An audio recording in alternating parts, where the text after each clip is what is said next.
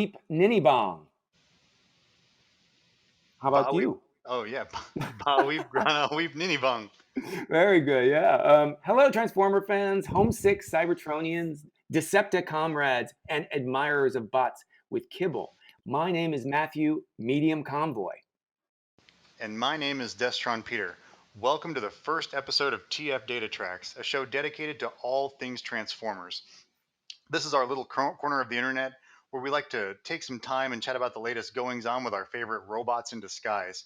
We're going to discuss the latest news tidbits, some fiction, toys, and we'll have a peek at some older examples of Transformers lore. The universe is wide and expansive, and we have a lot to share. We sure do. All right, well, let's get started. Should we start with the news? Sure. All right, so let's jump right in with the news. We had New York Comic Con uh, pretty recently, and with New York Comic Con came some, I don't know, pretty big, I'd say maybe planet sized news items. Oh, Earthrise. yeah. Earth is the first planet that we're going to talk about real quick, and the Earthrise line is going to be the sequel in the War for Cybertron trilogy to the Siege line. We should start seeing figures dropping toward the end of this year, rolling into the beginning of 2020, and the slate is full of really really great new molds with a new theme. You know, we were on Cybertron before, and we're on Earth now. Let's see. So we got a Battlemaster Sound Barrier. Now that's a new character. We got a Micromaster Hot Rod Patrol, which has Daddy-O and Trip Up.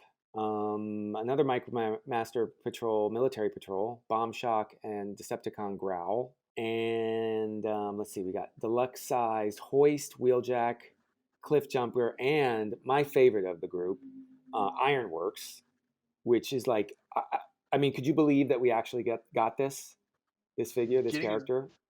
Yeah, getting an Ironworks playset that transforms into a deluxe class robot that is going to be interoperable with the Micromaster class figures is just something that, yeah, it blew my mind when I saw it. It's something that I never thought we would get. No. I love that. I love that. And then we got a new Starscream, so we're going to get uh, a ton of new Seekers. We got Starscream um, as a Voyager. You know, Strike Eagle, Voyager class Starscream. This is the figure I wanted, and like once I got my classics deluxe Starscream back in '06, this is I was like, this figure is great. I love it. I wish the deco were better. And then they fixed that in '08, and then I was like, well, now the deco is great. I wish it were a little bit bigger, you know. And there was always like for me just wanting more, a little bit more improvement, a little bit bigger in the size, and because he scales a little bit smaller than some of the cars that were coming out at the same time. This one nails the look. It nails the size for me. It's the right alt mode. It's just phenomenal. And if we get more Seekers, and you know how Hasbro is, it's going to be, Oh, there's yeah. going to be a ton of them. At first, I was a little disappointed about Starscream, but I've warmed up to him. And the other Voyager that we're getting early on is Grapple, Autobot Grapple, and he looks great. And he has that, bizarre sort of that grabber arm. Yeah, he has a grabber claw that he used. I think it was in the episode. Oh, it was the one with Red Alert. There was. Oh yeah, when they were they were picking up the rocks. He and Yep. Hoist. He and Hoist were grabbing stuff up. Yeah. And the last one that they showed, at least for Earthrise, was Leader Class Optimus Prime with his trailer. Do you think that this is a remold uh, of the Siege Optimus? Looking at it, and I've seen comparison shots and people trying to like line things up. I think it is. It's a heavy retool of the Siege Optimus. The way the top of the cab folds on his back, and some of the other stuff that's going on with him. It looks like a retool, but I don't know. I'll have to see more before I can say definitively. I know that's probably the best Prime, in my opinion, that we've gotten so far. The Yeah. closest one to that Generation 1 look. He really just captures it. And they had the live stream, and they had some protos there. And one of the protos that wasn't shown in the diorama scene in the other room was a deluxe Titan Master figure, and this deluxe Titan Master figure was in grayscale, and it was very clearly, it wasn't named, right? Yep. But it was very, very clearly, well, it was Zarak, you know. Yeah. Um, It was pretty Zarek-esque, I Pretty would say. Zarak-esque, yes. We don't know the Yeah. official name of whatever this figure is going to be, but we know if it's Zarak related, and it's a Titan Master or a Headmaster, that it's kind of certainly leaning strongly in a certain direction. Yeah. But it's a double headmaster a la Cerebros. So you've got the little tiny Titan, then he goes into the deluxe class headmaster or Titan master figure, and then hanging off the arms of this figure are some pretty nice antenna looking attachments, and Yeah. yeah, Hmm. Hmm. pretty Um, nuts. yeah, so this is going to go to a Titan class figure that will be revealed at Toy Fair more than likely or beforehand in 2020. So we'll just all have to wait and see. Although most of us know where this is going. Oh yeah. Um, and then they also revealed just Cyberverse Warrior class figures, and now they're going to do this whole. Now they have build a figure for Cyberverse Warrior class. So it's kind of. I'm glad that they're kind of going back to these character designs and making Warrior class figures that are a little bit more detailed. How many figures you have to buy to build the build a figure, which is how do you pronounce it? Macadam. Macadam. Yeah. Macadam. Um, Eight is what I so heard. it's 8. Eight. Typical. Typical. So the first 4 that they show were Optimus Prime, Megatron, Shockwave, and Bumblebee. Duh. Like that's how you start it. And you get a piece of um, McAdam, and that's awesome. I don't think McAdam transforms, but He does not. it doesn't matter. Nope. He looks great, and he looks like just like he does in the Cyberverse animated shows. And this is what I want to represent my sort of Cyberverse little part of my collection. What's very interesting about these figures too is they come with it looks like blaster fire or whatever, very similar to what Siege and uh, Earth Earthrise has. Those sort of laser fire Yep. sort of attachments, so you can simulate battle. So what was that other big news? The other planet-sized news that we got from New York Comic Con. Well, I mean, it came Hmm. at the very, very tail end of the show on the 6th of October, I believe, when we found out that the Chaos Bringer had funded. Yeah. Ah, yes. Yeah. Unicron is funded, Unicron, the and HasLab figure, he's coming, and he's a doozy. You saw him in person. You were there, right? yes, I was there, and I didn't see. I guess they hadn't really planned to do anything for New York Comic Con, Right. and they sort of threw it together last minute. And I actually went by the little sort of booth and display area and saw the figure, and it is unreal. I mean, I know that its height is really not too much bigger than a regular like sort of Titan class figure, but like just the mass of this thing is unreal. Like wide, he's wide and big and heavy looking. It's incredible. The detail is amazing. The colors are. I know this is a proto, but if the colors are anything like this in the final, like it's going to be astounding. And so it was really cool to see. I think it was very smart for them to have the figure there at Comic Con. I mean, I don't know. I don't know how much of this was already preordained to happen, but it does it did probably help to be there and showing it off and making a big deal about it once more. But it looked great, and I was in on this in the first day, so I just wanted it to happen, and but I kind of had a feeling it would. I got my order in, and I was watching the orders, over the next few weeks after I got my order in, and they were going slow, and Yeah, I was starting to worry. And then they extended the ordering period, and it didn't seem to pick up at all. And then Core Star went away, or at least got quieted, and it still didn't pick up. and Core Star by Core Star, we were talking about the Unicron that was or the not The Unicron not Unicron by um, Zeta. Zeta Toys that well, a third party company that came up and suddenly disappeared. Yeah, the rumor is, I mean, they had a video. I mean, this part's fact. They had a video showcasing their product, and touting the price and all that fun stuff, and then all of a sudden they got hit with cease and desist and copyright claims, and their videos got taken down, and then all mention of it on Facebook from their pages disappeared.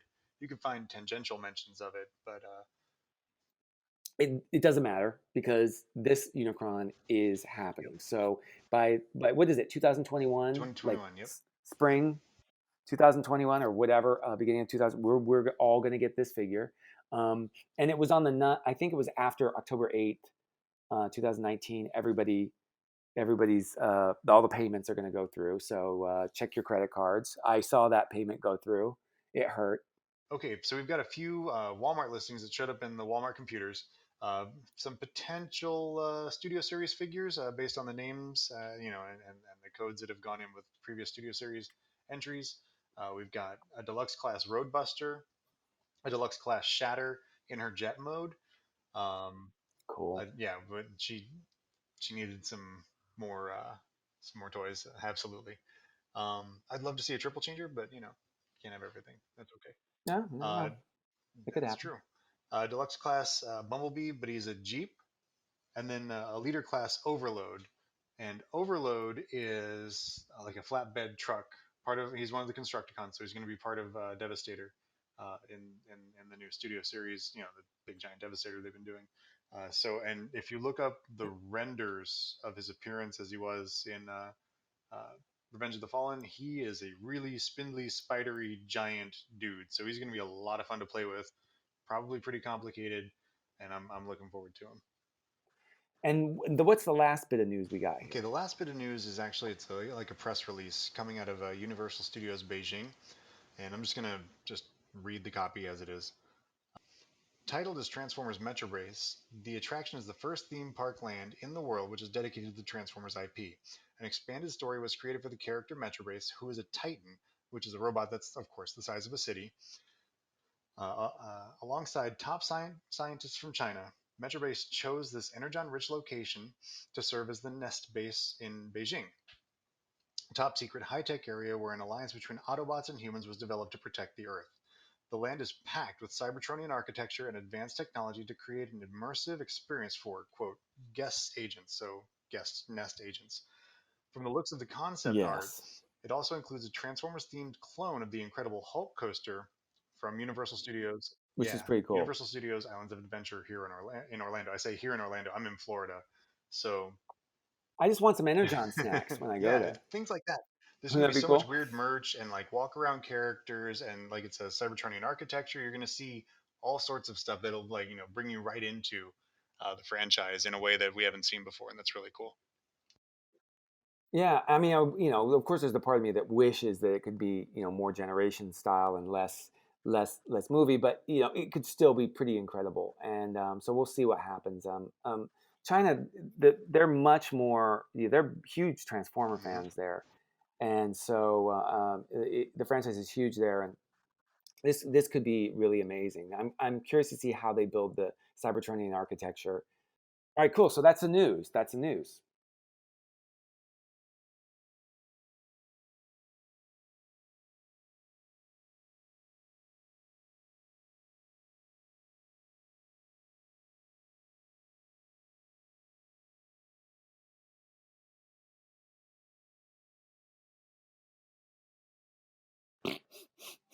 Smell that?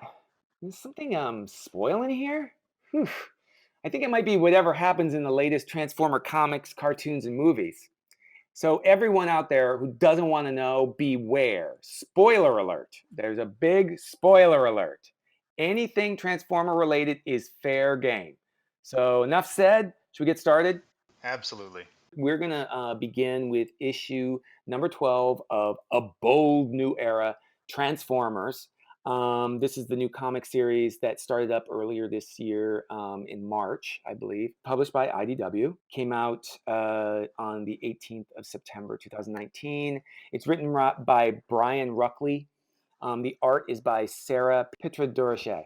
And the colors are by Joanna Lafuente, and letters by Tom B. Long. This issue's title is called Nautica: Home. What did you think? Snoozer.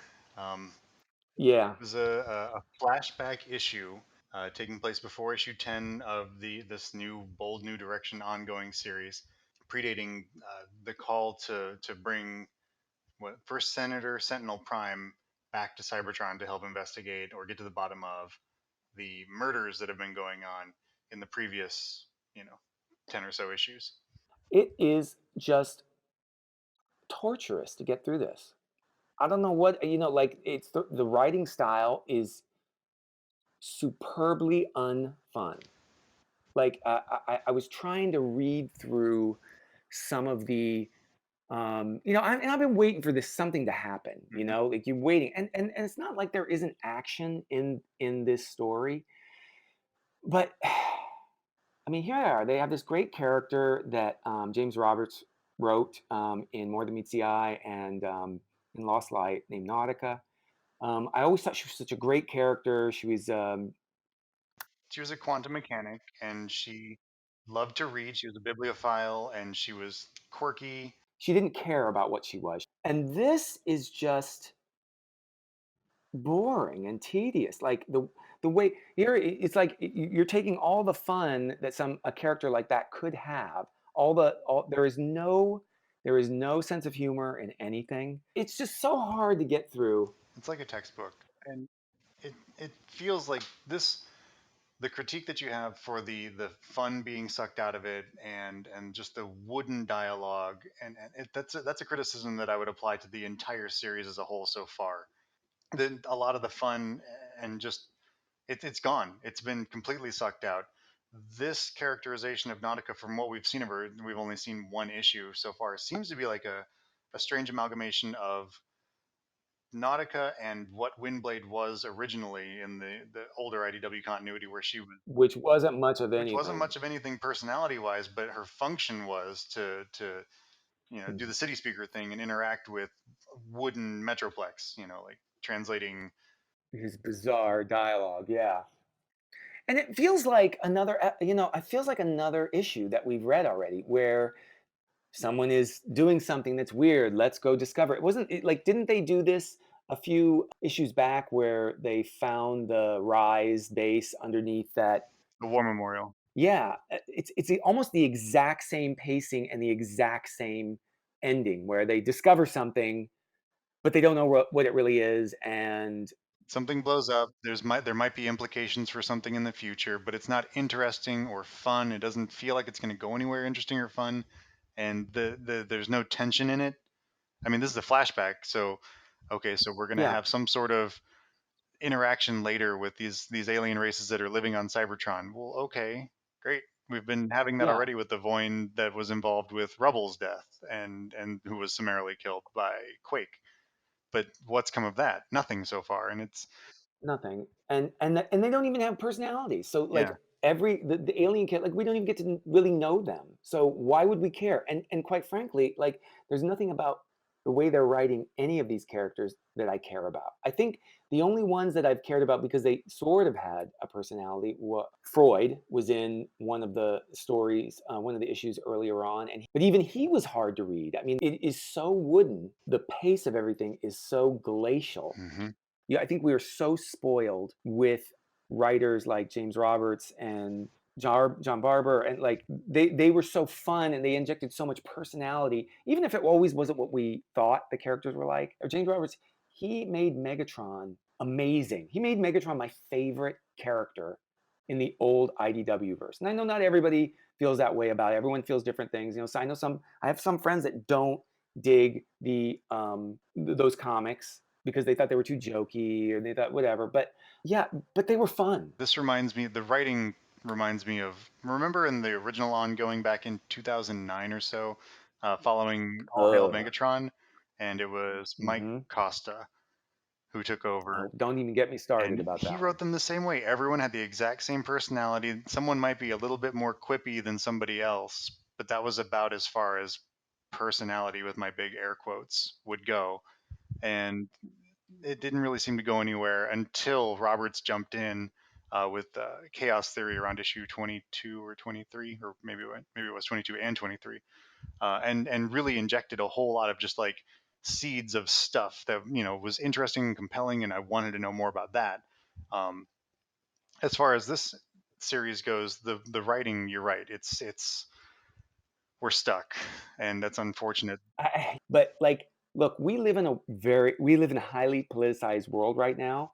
No matter what you believe, either way, like the last thing I want to do is read my escape robot comics and have to read about senators. And I feel like we've been really apologetic about letting this, okay, what's going to happen? And I've been waiting for issues. And sometimes stuff happens and it's kind of cool when you see a character or two you like, but never do I have yet to feel satisfied by any of the stories that I've read so I far. have not enjoyed a single issue. I will say that. Yeah. The art has improved. This issue in particular is a, yeah, it's far and away better. The For the first like what 9 issues, there were irregular artists. It was like you've got 10 pages, you've got Hmm. 4 pages, you've got 8 pages, done. And it's like, wait, Yeah. what? There was one artist, and I don't want to mention his name, but that just was, it was awful. One of the things I did notice early on with some of the other artists, they were really keeping on model. So you could even see like the peg On holes toy on model? siege Yeah, characters. And that's really lame. And now this Sarah, her art is really good in this. I think she's really gotten good. I'm excited to see her develop some more. The sad thing is that that can't be the only thing that makes the comic good. it's hard to infuse life into a comic that is written as wooden as this is. I was never a big fan of the Windblade comic, but that first artist who was working on it, she was so good. Sarah Stone? Sarah Stone, yeah. She was Hmm. amazing. Like her digital painting was just so stunning that I ignored how bad Scott's writing was. And sorry, that's my opinion. I know that some people love her. I think she's just a mediocre writer. But that art, man, that art in that first series, Windblade CD, was so stunning and beautiful that you ignore it. Um, but this writing is just, I know that sales were down on the previous universe, and rebooting is always a good idea, but like I don't know if this is going to make it. I hope that it does because I still love these characters, and I mean, I buy every issue, I buy every cover of every issue. I am just that guy, and You are that guy. I'm gonna support. But I am so turned off. Now it's time for 13 questions. Today's guest is the one, the only Ben Yee.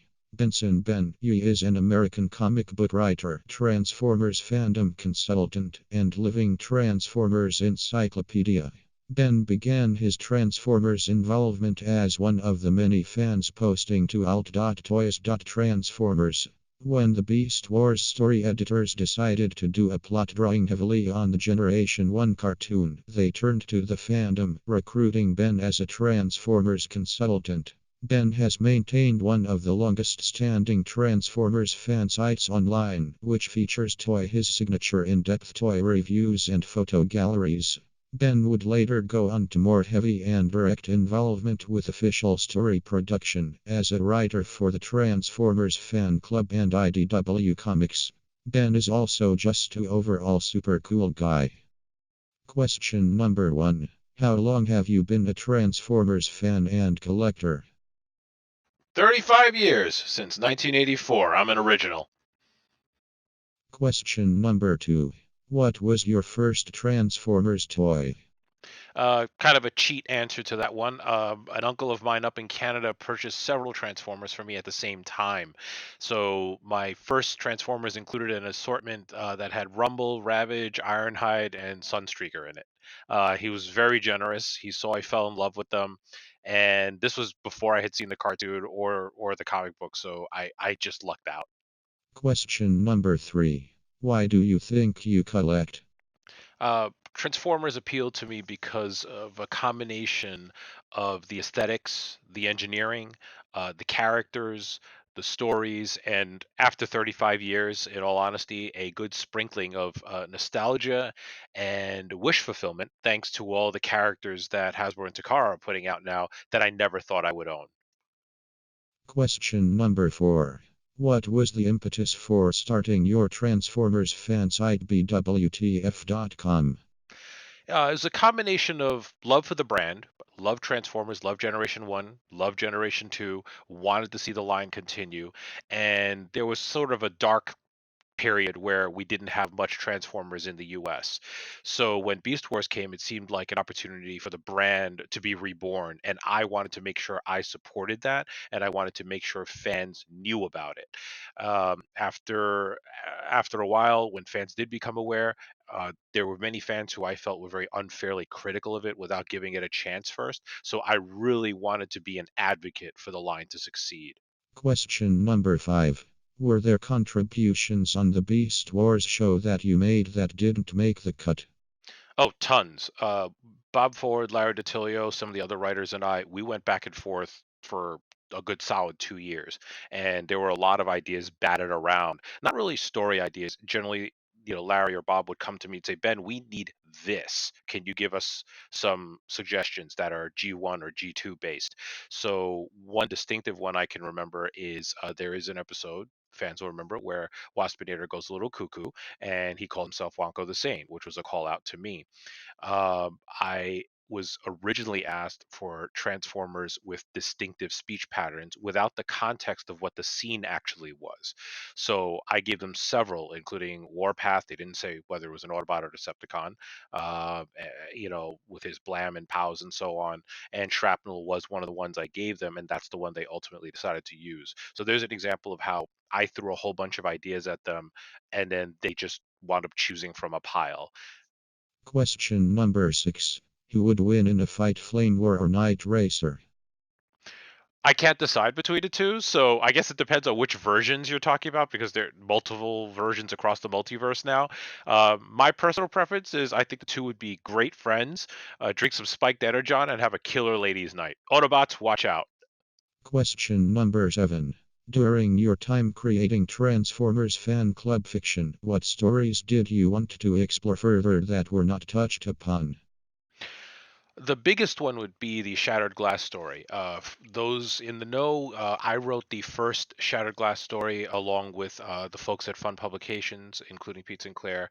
We worked on that together, but he was very generous in allowing a lot of my ideas to flow into that story. However, a lot of the backstory that I had originally hoped to work in there ultimately did not get into the future stories. This included the concept of the universe where Shattered Glass taking place being the one universe in the entire multiverse that the Primus basically gave up on. He saw it as just this warped creation that had no redeeming qualities, and he abandoned it. And I would have loved to have been able to explore, how do you be a good Decepticon in the Shattered Glass universe where your god has basically abandoned you. But we never got to do it, unfortunately. Question number 8. Favorite Transformers series so far? I want to say G1, but that would be a dishonest answer. My favorite series so far is Beast Wars Transformers. I think it was brilliantly written, and despite what people like to say, I think the animation was very good for its time. Emmy winning, don't you know? And honestly, I was involved with the show. I have a credit in a few of the episodes. I was in constant contact with the writers. It helped me launch my website. There was just so much about the show to love. The voice acting was brilliant. So, really, Beast Wars wins in my book. And I think very few Transformers stories since have matched that level of storytelling on television. That said, it's kind of a cheat answer on my part, because technically I consider Beast Wars a continuation of G1 and G2. So there you have it. Question number 9. From Beast Wars Transformers to Ben's World of Transformers, how long did it take you to come up the right words to fit the BWTF.com acronym? I literally had about 1 minute to think about it on a phone call with Hasbro and people on the Transformers team at the time. I was young, I was kind of dumb, and it didn't even occur to me that registering a copyrighted or trademark name was not the brightest idea. I just did it out of pure enthusiasm. And to be fair, Hasbro kind of ignored it for about a year. However, once they did tell me that they needed that URL under their banner, it made perfect sense to me. I had no objection to it, but I was on the phone with them and had to come up with something. And I said, well, Beast Wars Transformers, this BWTF. Boom, came up with it. Years later, as Beast Wars faded and other lines came in, I had to come up with another thing to call it. I almost changed a URL, and then I realized, hey, wait a minute, my name begins with B. So that's how it ultimately became Ben's World of Transformers. I mean, it's more than meets the eye. Question number 10. Autobot, Decepticon, Maximal, Predacon, or other? Definitely Maximal. Question number 11. Which Transformers character do you most identify with? I want to say Rhinox because he's one of my favorite Transformers characters ever, but I'm nowhere near as strong or clever as he is. So I'll have to go with Optimus Primal since his leadership style, it does have compassion, it does have strength, it does have wisdom, but also he loves the idea that sometimes crazy works. Question number 12. When you're not transforming, what do you do? I enjoy cooking, love movies, really into video games on my old PS4. Don't judge PC gamers. And recently I started getting my butt back into the gym because I'm not getting any younger and I need to get back in shape. Question number 13. Why do my shoulders hurt? I'm going to say bad spinal alignment. I know a great chiropractor if you want a referral. In the club. Peter, what did your Shanix pay for this week? Got one vintage piece and a few modern type pieces, and the modern stuff is just too many pieces to mention. But I'll just lump it into two quick categories. Um, one first is bot bots. Bot bots are a lot of fun. We've had three great waves in the United States, and then internationally there was another wave that we haven't gotten yet in the states. Um, it's Wave 1.5, the Color Change series, and that features two different teams, the Bakery Bites and the Lawn League. um, I got some Bakery Bites 8 packs from Malaysia. And then actually on Amazon, surprisingly, I found some Bakery Bites 5 packs. So I picked some of those up. But that's I just, love I BotBots. know they're great. I love them. They are so wrongly addictive. Did you get anything vintage? I did. I picked up the Transform Junior Cybertron Hero 3 pack. It's a box set of three different figures. It's got Chrome Dome, Convoy, which of course is the Japanese name, the old Japanese name for Optimus Prime, and Fortress Maximus. They're the Transformer Junior style, so they're a little bit simplified. Well, a lot bit simplified, but not quite as simplified as like Kabaya. Good stuff. How about Yeah. you? What'd your Shanix get this week? What did I get? What did my Shanix? Well, where did I? I did get a vintage piece. I got sort of. I guess it is vintage now. Transmetal rat trap because I actually went through some of my storage and I saw what my transmetal rat trap looked like now, and all of the red chrome has chipped off, Yeah. and so I wanted one. So I got a new one that's mint on card, and it's beautiful looking, It was really and he will unfortunate. never be freed. Yeah, that's the thing is all those transmetals, that vac metallized plastic, once it hit the air, or maybe it was the oils in everyone's fingers or whatever. After a couple of years, everything just started to flake off, which is doubly unfortunate for toys like Shocker Act from BotCon. He's Yeah. And the other thing that I got was a really big thing. I got my Omega Supreme finally, ooh, and for Siege Omega Supreme, nice. and he's amazing. He's great. I mean, he's just like this huge chunk. Okay, he's not perfect. I don't love like the upper. So he has a really long torso, and his arms. I wish they were a little bit longer, so that he could sort of get past his own chest for certain poses. But I mean, overall, like he's pretty spectacular. Transformation is fun, um, and even though it's just like him kind of squatting and then his arms detaching and whatever, and his chest coming off, but like it's really fun and it's an imposing figure. It's enormous, and it fits alongside the other Titans. And I kind of, like I know that some people like Omega to be smaller than the Titans, like Metroplex and Trypticon, but I kind of think he deserves Titan status at this point.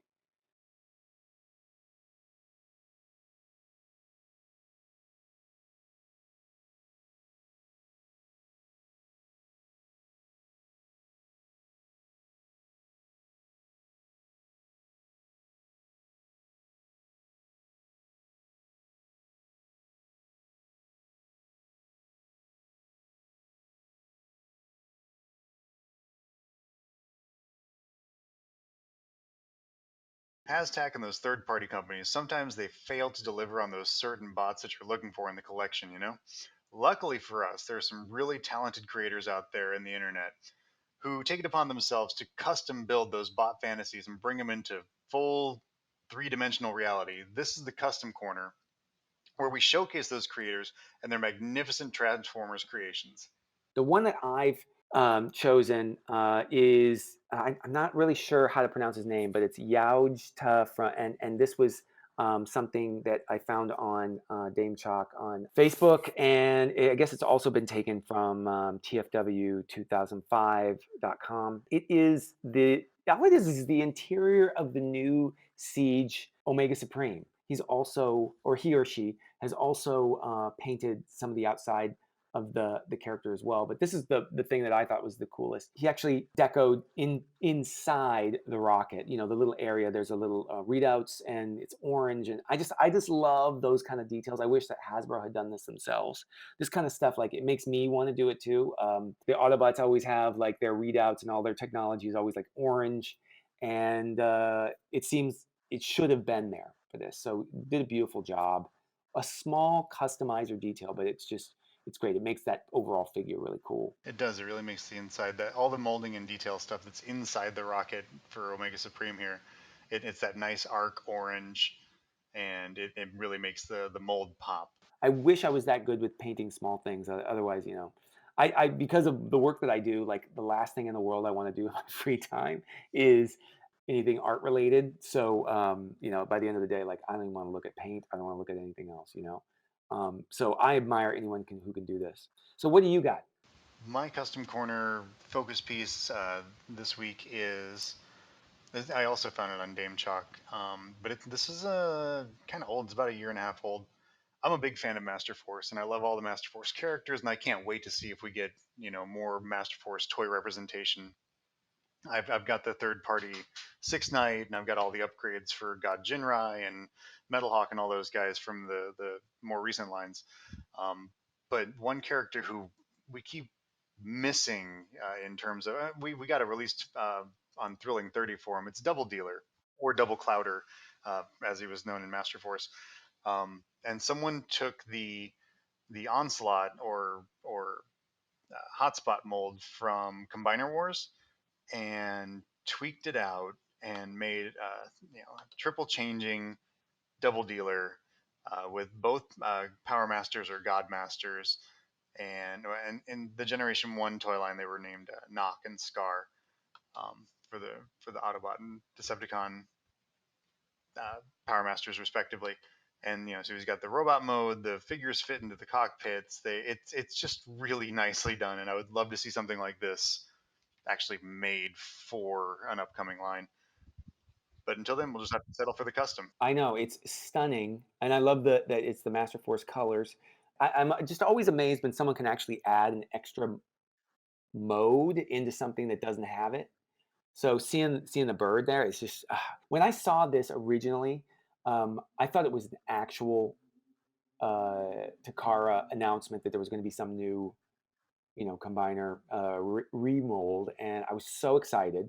And then you see up in the corner like Hakusai Custom. I'm like, oh Yeah, man, this one was tricky because they actually made like a cover page to make it look like it had come out of Takara Tomy Mall, and it was like, on just like you said, on first glance it's like, oh, here it comes. Oh yeah, man, oh, and then, but then you're like, oh, it's still really pretty. yeah, just admire it and hope for the best. I Yeah. well these both of these customizers, like, they're just really thinking in different. One is just like totally going all out and making this huge figure, and another one adding in those necessary details that really make a figure pop. Hmm. So many Transformer knockoffs, so little time. Peter and I scour the interwebs for the most spectacularly craptastic plastic transforming robot doppelgangers to share with you all each episode. A little bit less than meets the eye. They are the Transformers. We each chose a knockoff. So you want to go ahead and start, Destron, Peter? My knockoff is an oldie but a goodie. I think this thing was originally released right around Uh, the airing of Beast Machines maybe a year or so after, so that puts it around 2000, 2001. And there were some weirdo Beast Wars and whatnot knockoffs at the time. But this one is a deluxe scale knockoff Night Scream. Now, in the Beast Machines toy line, everyone's scale was way out of whack. Now, It was Transformers terrible. series, it was Yeah. awful, yeah. Transformers series are never really known for being super adherent to realistic scale. But this line in particular was just ridiculous. We had the Supreme class Cheetor, the Ultra class Night Scream, and then a little, a deluxe class Optimus Primal, a Mega class Rat Trap, which means your Rat Trap was bigger than your Optimus Primal. You had a tiny Silverbolt, a deluxe class Black Arachnia. No one looked You like can't put they did any on of the those show. figures together, really. So So this is amazing. Like, I wish I had gotten something like this. How's the quality yeah, on? Like, this is not a craptastic plastic transforming robot. Like, this looks like it's actually pretty good. this one, I mean, the design itself is kind of craptastic, just because by virtue of the original Well, Night the Scream toy, design. Yeah, yeah, being a pretty rough design. But this one, it's still pretty brittle, still pretty stiff, but the scaling is right. So as long as you aren't too rough with it, it's gonna look nice on your Beast Machines toy shelf. What totally. about you? What do you Totally. have? Well, I found one of my favorite sites for toys. I found Sir Toys this. is great. Yeah, it's the best. I mean, this one that I've picked out is based on the Generations Inferno mold, and it's Optimifernal or something like that. Like it's kind of a movie Optimus sort of chest plate. Actually, it's a knockoff. It's a complete knockoff of the Inferno, and there's like a chest piece and head that like looks like it clips on over the chest and head of Inferno to become sort of a wonky movie Optimus. When he's driving around in vehicle mode and then he has to carry his chest and head around. Now I don't know what the quality of this thing is like. It looks, it might be okay. I don't know. I mean, just the colors are horrible. Like there are so many knockoffs made and that they repurpose it into a movie Optimus or some other sort of Optimus. Of course. Um, that it's just unreal. Like I've seen Dragon Optimus, I've seen Bumblebee Optimus, I've seen like so many different ones. I guess yeah, it's pretty awful. It doesn't look like it's made of that shampoo bottle plastic, so that's a plus for Well, it. I But it guess. doesn't look like it's a lot of fun. So this is Prime Topic, and each episode, Destron, Peter, and I are going to drill into the core of some Transformers-related topic, and we're going to pick it apart like a couple of hungry Sharktacons. Yum, yum, yum. All right, so today, since this is our inaugural episode, I thought we ought to get a little self-reflective and talk about why the two of us are doing this thing, this TF DataTrax thing. DataTrax, you say tomato, I say tomato, whatever. Anyways, I think it'll be a good way for us to introduce ourselves to you, kind of get to know where we're coming from on this, why we're collectors, why we love Transformers, and all that sort of stuff. Because I think it's a window into who we are and where we've been and why we like Transformers so much. So, like, why Transformers? Why collect? Why can't we stop collecting? And why, after 35 years, do we still care about robots in disguise? So, you ready to get started? Sure. Well, it began for me in '84. I'm a bit on the younger side from the first round of Transformers fans. I started in '84, but I was only 4 years old when I started. So honestly, it started because I was a little kid and I was just fascinated by these cartoons and toys. So I was really into Star Wars, but Star Wars was waning in '84, and was a huge Star Wars figure collector. Loved all the toys, but Transformers came out. It was just such a cool cartoon, and I think I got one or two. Like I had played with some friends. Transformer toys, and I thought they were really cool. And I was, one of those kids.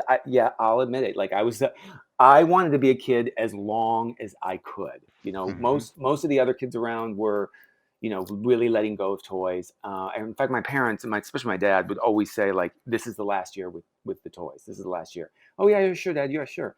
It just never ended. So and once Transformers came along, once I saw the cartoon, and once I started really getting my hands on some of the toys, like I was hooked. Star Wars was I always and I've still always loved Star Wars equally, but that's where it started for me. My first figure, first like larger figure was Jazz. I got him in '84 for Christmas, and I broke him pretty quickly. Uh, but yeah, that fire was lit, and it wouldn't go out.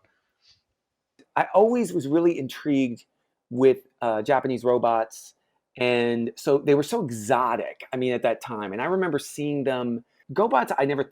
I was older too, so the packaging comparatively, you look at the GoBots, and it was really sort of very young. It wasn't very Mhm. sophisticated, but you look at that Transformers box, and not only was there that battle on the box, which was like totally exciting. I didn't know what was happening, but it was all happening there. And plus there's this tech spec, and you can read about who that character is. I mean, there was shiny boxes. I mean, the artwork was really cool and good, and it made that sort of crappy robot. The robots weren't as articulated or anything. They made them really pop and move.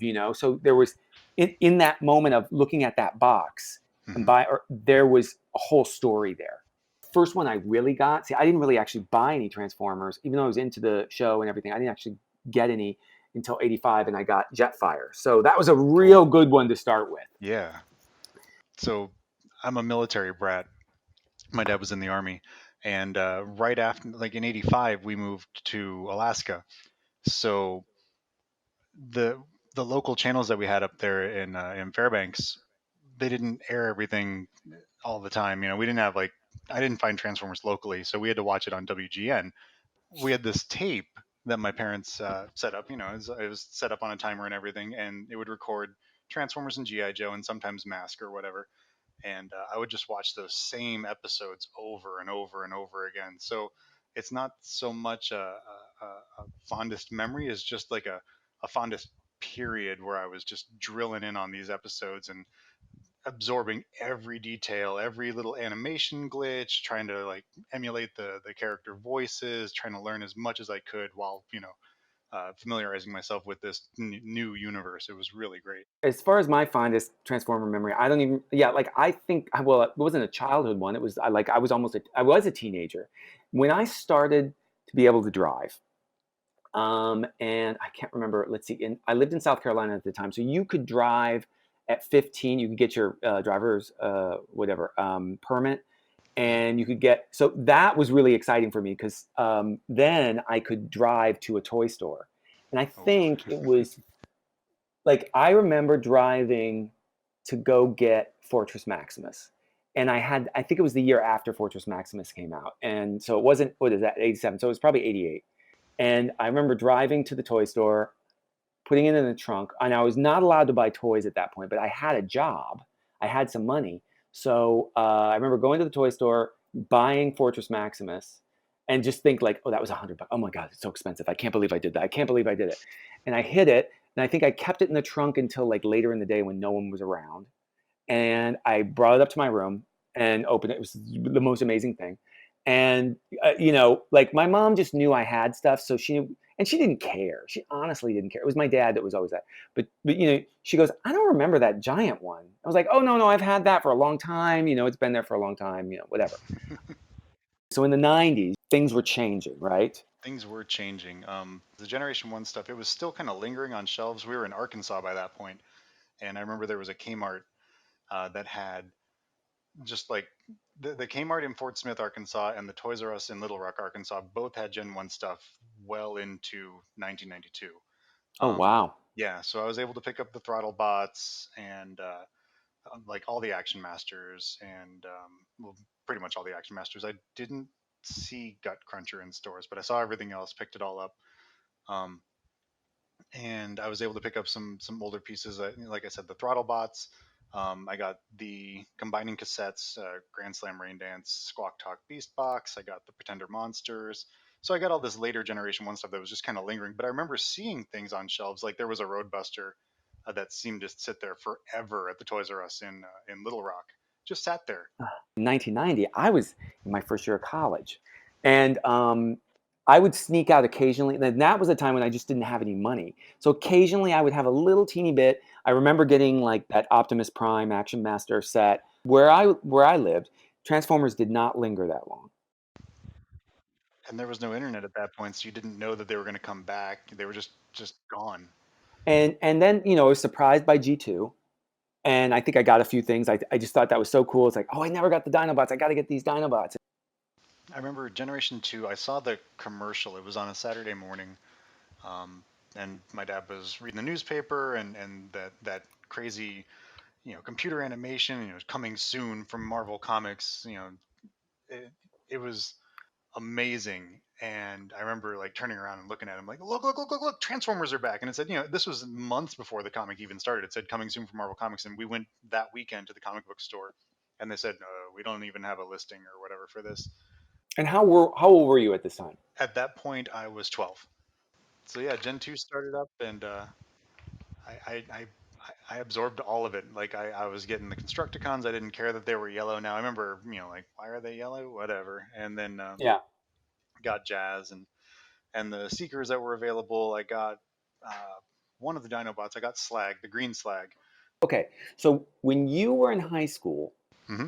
were people cool with that? Like, were people No. cool that you were a collector? Because see, like that was with me. I had to be like, well, this was back in the mid '80s, but like they were, you kind of had to hide it. I mean, I had to hide it completely. So I was in the closet, as it were, or just like my toys, and about being a collector, and liking toys. Like there used to be kids in my neighborhood that I would not like to go outside if I saw them hanging out at one of their houses across the street, because they would make fun of me constantly.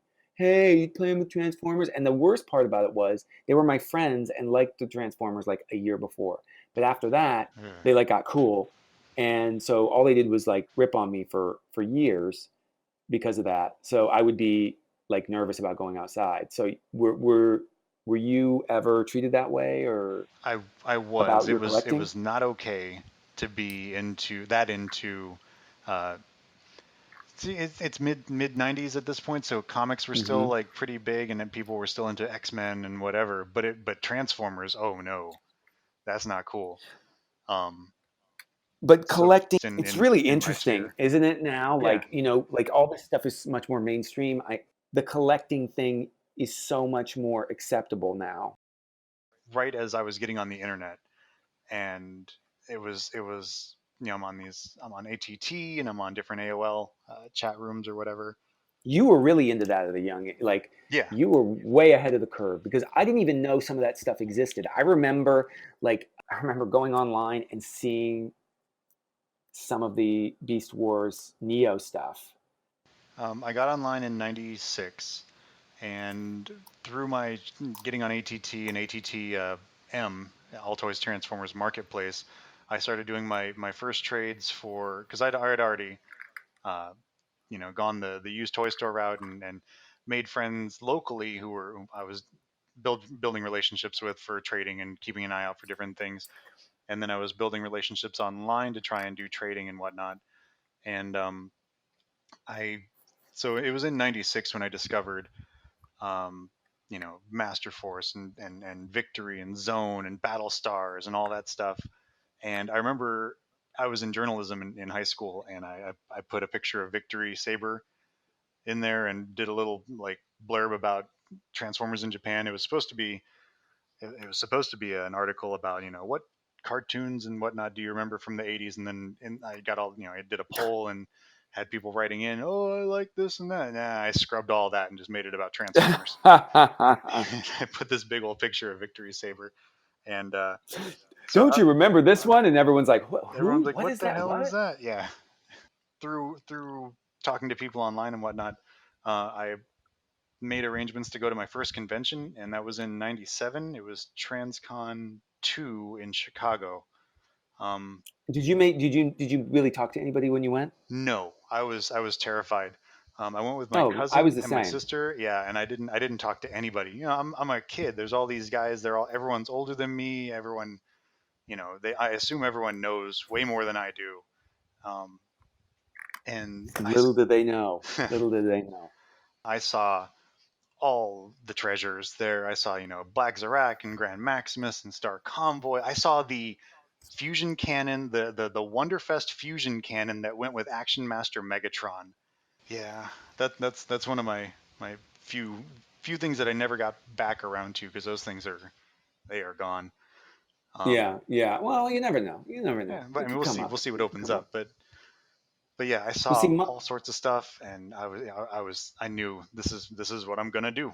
I'm gonna go to these yeah, conventions. I'm gonna keep buying these toys because there's a limitless amount of stuff, and it's amazing, and I can't wait to have it all. yeah. I remember my first con was I think it was BotCon '98. And I think it was in like Rochester or something like that. I can't remember where it was. But we went up there, and at the time, like I had just finished grad school, and I wanted to be a toy designer. So that was my goal. Like, okay, so I wanted to get an internship. So I went and showed like the designer or whoever came. I don't even remember the guy. He came and he talked about Transformers and what they were going to do. I think they were showing off Transmetals. I ambushed him after the um, the presentation, and I showed him some drawings of some Transformers that I did. They were, I look back at them and they're like super lame, but it was a combining team of dinosaur. He was like, "Oh, these are pretty good. You should come talk to me sometime about." And we were always looking for interns, and I said, "Oh, I would." Like I really took it to heart.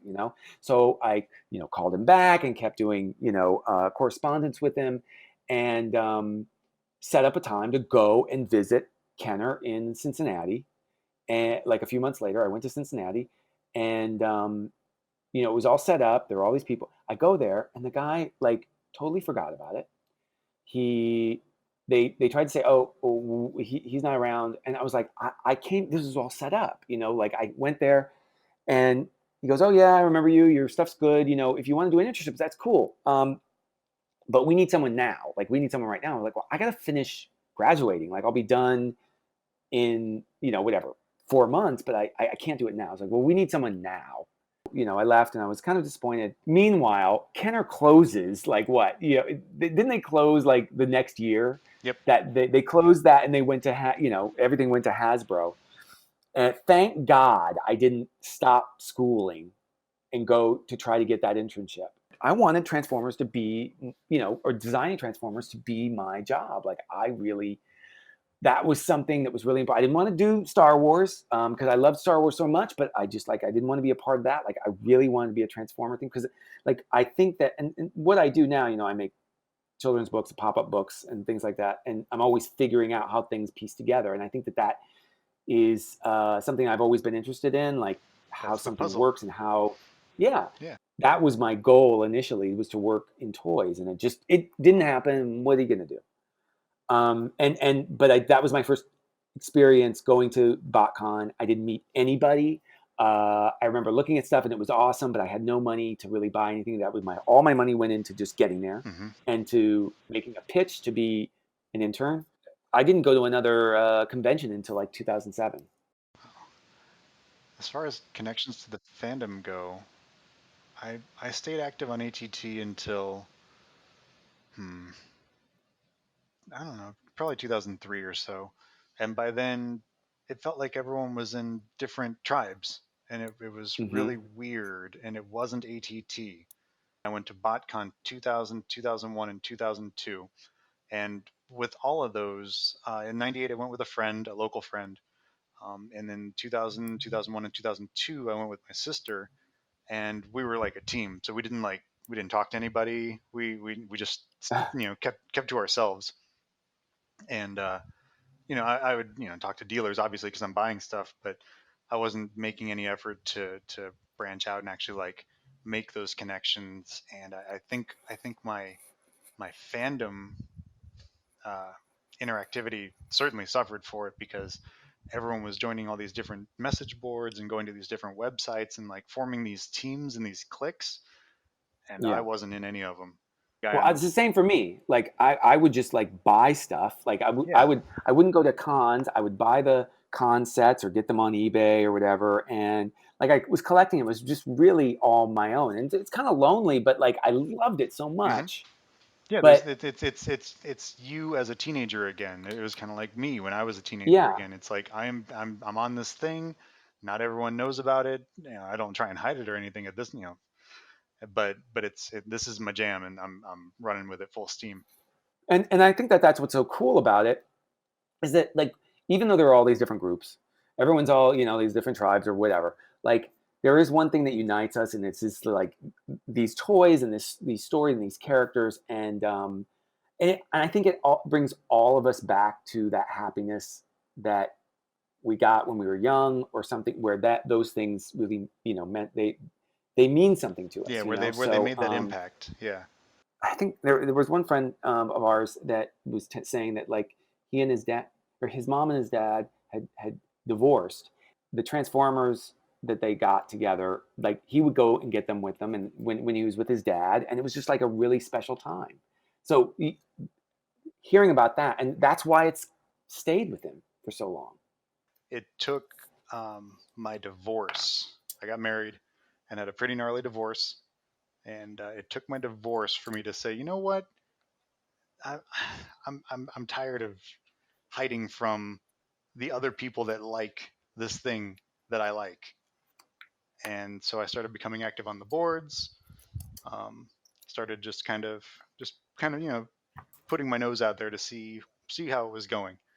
It really wasn't until 2000, I think, when we met, 13, 2014, 13, 13. 14, 13, and it was in San Diego, Yep, right? San Diego. But we were in the custom class, and you go in there and you're a little apprehensive about who are these people. I don't know them, and whatever. And I just decided like I got to start talking to people, and that was a great convention. We had fun making the custom figure, and I that was when I really started like enjoying cons. I really enjoy the custom classes when we had them. Um, when I can go like that when they had BotCon, that was just my favorite part because you really start to interact. The custom class, you put me in a position I was not expecting. 13 was where the band-aid came off fully. I'd been peeling back at it and peeling back at it. And in the military, you have to be able to communicate and effectively communicate. Like you have interviews that you're doing and things like that. So you have to be able to turn it on.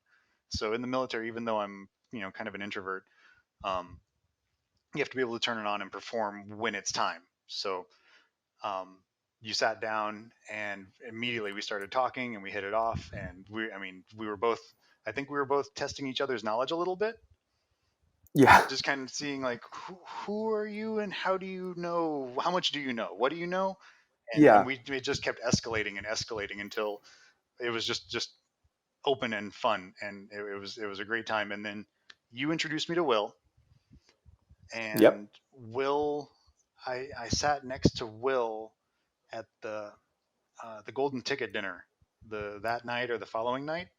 Oh, you're So I fancy. was glad I was able to take full advantage of 13. And so Will introduced me to all of his friends and like right down the line. So I met a And Will's super whole. connected. He really is. And yeah, so I met a whole bunch of people that weekend. I found people that lived like literally 10 minutes away from where I live. And we're in San Diego. And at that point, I was living back in Florida. So, and yeah, the connections I was able to make and the friendships I was able to make on that trip are are fantastic, and they continue. Like I talk to you just about every day. Um, on Friday, I drove with my buddy Christian, who lives here in a few minutes away from me. We drove over to Orlando to see our friend Eric, who lives in Chicago but was down with his family for Disney World. And we've done that Mm. trip a few times. When people come down to Disney World, we go see them, and then high Yeah, fives and hugs. It's great. I ended up becoming friendly with Ben, who we did our 13 questions with. Hmm. And Ben Yee, he was the first website that I ever went to online and saw Transformers. Like he was the first for me. Now you're lucky because your family is very much into it, um, right? My one of my kids is into it, and my spouse, she is very patient and has become quite knowledgeable in her own right. because she, again, very patient and lets me just yammer and yammer. And it's funny because Allison, I've known her since I was 12. We went to junior high together, and kept intersecting over the course of however many years it's been, and finally decided we're just gonna go for this. It seems to be working, and yeah. So my family is into it. They've gone to conventions with me. We just drove to Toronto from Tampa here, and did the TF Con over the summer. Now it's really nice because we go and we like see it's like you see in this extended family. I want to thank everyone for tuning in to the inaugural episode of TF DataTrax. This is something Peter and I have wanted to do for some time, and I hope that you had as much fun watching or listening as we have making it. In the immortal words of Master Transformer Scribe Simon Furman, it never ends. Thanks for joining us. Thanks, everybody.